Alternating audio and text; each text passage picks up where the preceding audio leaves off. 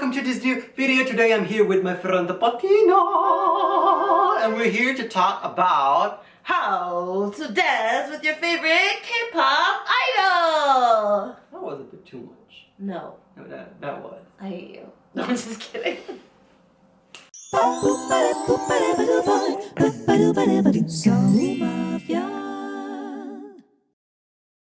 So if you want to become a dancer in Korea for your favorite idols, what you need to know is you need to be a dancer. So go to dance classes, even if you're not in Korea. Before you come to Korea, just go to some dance hagwon, to some dance academy, and start learning like how to dance, like the basics. Just keep in mind that the Korean style is a bit different. I feel like in Italy it's more about your own style, but in Korea and in America as well, probably. Yeah, right? America's about your own style, your own feeling. Yeah, but in Korea it's more about you all need to look the exact same, same lines, same positions, same facial expressions. So I feel like I learned a lot in Korea about Korean style. Yeah.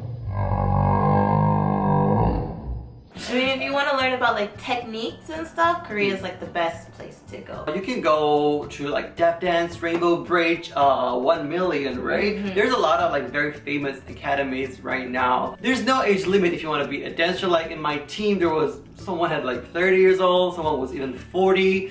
So don't worry about that. Just come here and focus on your technique and everything, because it's much easier if you know how it works first. So you know if you like it or not. So step 1 was how to train and everything, and step 2 is the actual audition. You did a lot of auditions, so she's gonna tell you how to audition like a pro. Hey. Okay, so basically auditioning, you can find like auditions for certain companies on Facebook, on their official website page. You can just look it up, and like what you need to prepare, like just prepare a 1 minute, a 1.5 minute like dance piece, and that's it. That's it. Yeah, pretty much it. It's really simple. Yeah. Just you go to the audition, you dance, and then if you pass, you pass. Also, don't worry if your audition is not perfect or anything, because anyway, the first step of being a back dancer is being a trainee. So they will train you. So just do whatever you want, whatever you feel comfortable with, and do your best. That's my advice. Have fun and do your best. So Marco and I both have like different experiences with the auditioning process.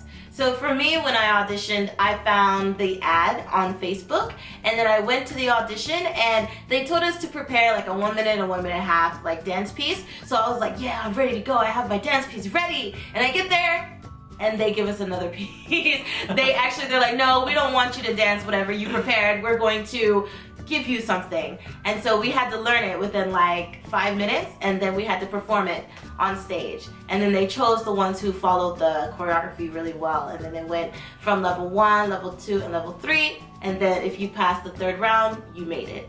What about you, Marco?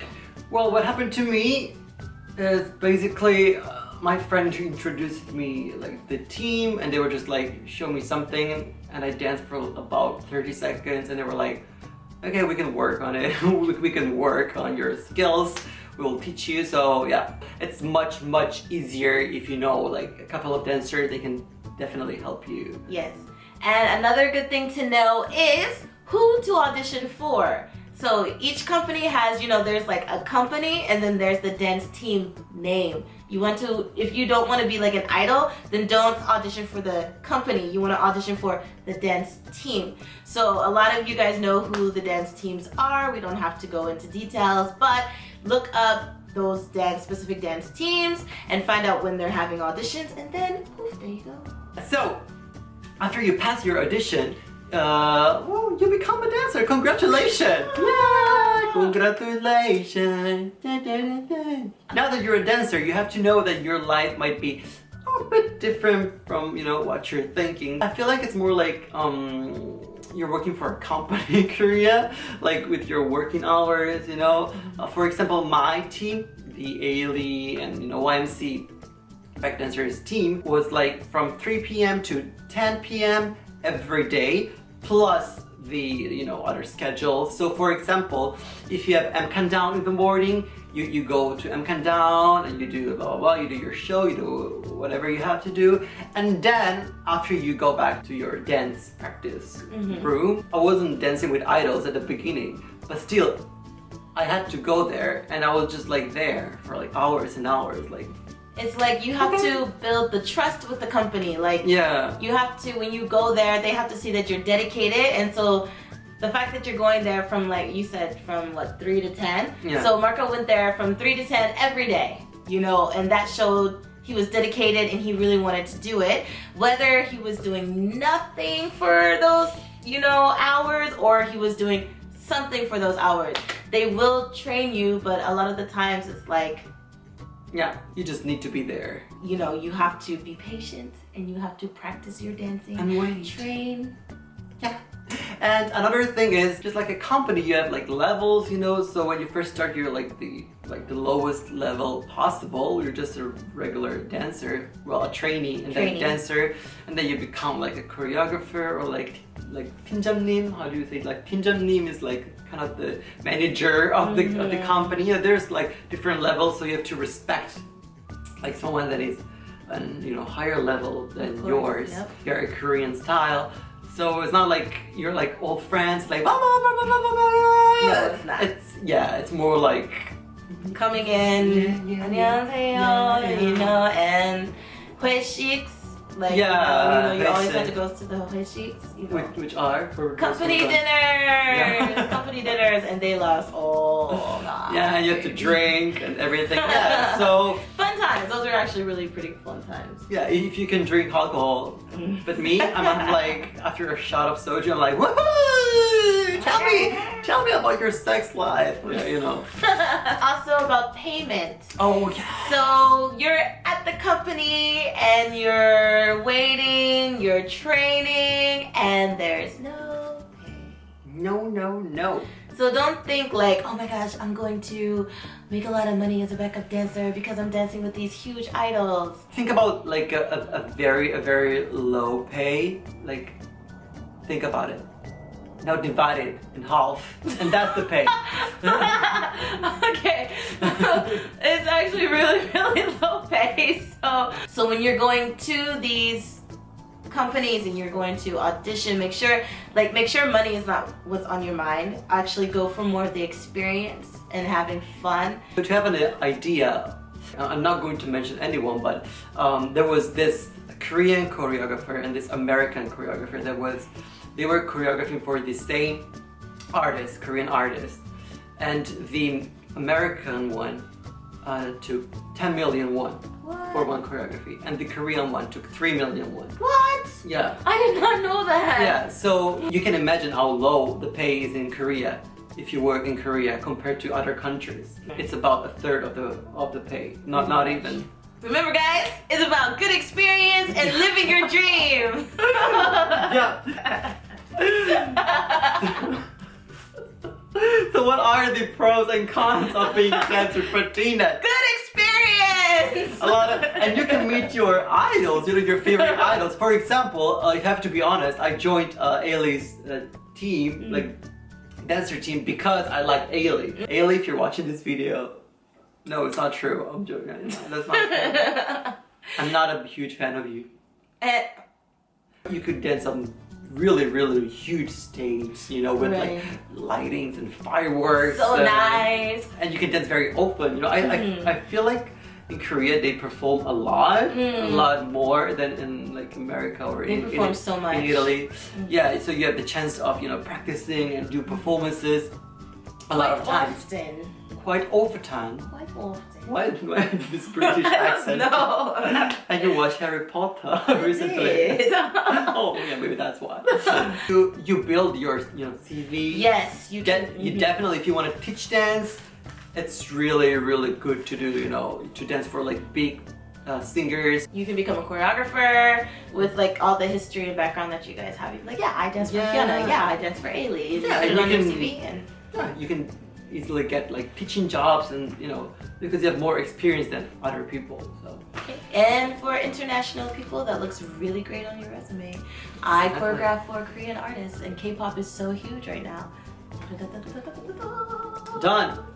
Okay, next Here one. the cons.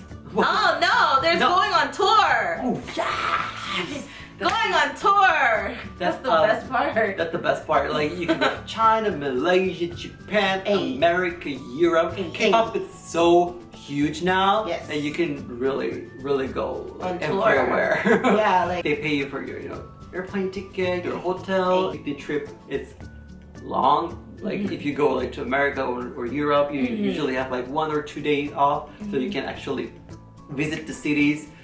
It's really nice. And the best part is you get to bond with your favorite idol. And you can try to seduce them, you know. So I heard a lot of really naughty stories. Ooh. You know, like between idols and dancers. Naughty stories. Very naughty. Well, talking about the cons. The cons. Here we go. The cons, as we mentioned, to be. Oh, it's really tiring. It's really stressful. While I was a dancer, I posted a picture on Instagram of me at the hospital with those, how do you call it? Like the IVs. Yeah, with the IVs, like the injections, please. And my friend recently joined the same team, the A-League back dancers team, and 2 days ago, she posted a picture of her at the hospital, and I was like, yeah, girl. Yeah, it's like, it's extremely exhausting. It's really tiring. So you really need to be, you know, motivated and strong enough. What else? Pay, of course. We already mentioned the pay, but again, it goes back to if you want the experience, the pay is not really that important. It's not, well, you cannot survive with that though. Basically, so keep in mind that if you want to be a dancer, you need to save some money before, and then it's an investment, because the first month you probably won't, you know, get enough money to survive. So that's the other thing, is like once you're in the company, you are in the company, so you're not allowed to work any other jobs. Okay, mind you that there are some companies that are understanding, so you can say like, you know, I'm sorry, but you're not. I'm broke. You know, I got bills I gotta pay, I got a house I gotta live in, you know. Some of them are gonna be understanding about that, but other companies will not. And the thing is because most of the dancers are young and they live at home with their parents, so they don't have to work like part-time jobs, and they don't have to do anything else, because this is their part-time job. This is their life. So that's why the company rules are just kind of like straightforward. Yeah. So that's all. If you have anything to ask us, please let me know in the comment section down below. You can follow me on Instagram, Facebook. Don't forget to subscribe, and I'll see you in the next video. Yeah. Pizza. Carbonara. Okay. Where's the pillow? Ciao. Ciao.